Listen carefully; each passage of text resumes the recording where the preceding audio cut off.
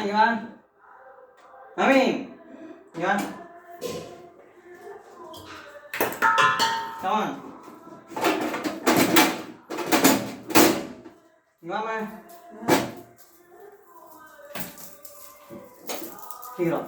இந்த கேஸ் வாங்கிக்கோ நான் ரெடி பண்ணிட்டேன் ரிப்பேர் பண்ணிட்டேன் வாங்கிக்கோ இந்தா இப்படியே கொள்ள வரலாம்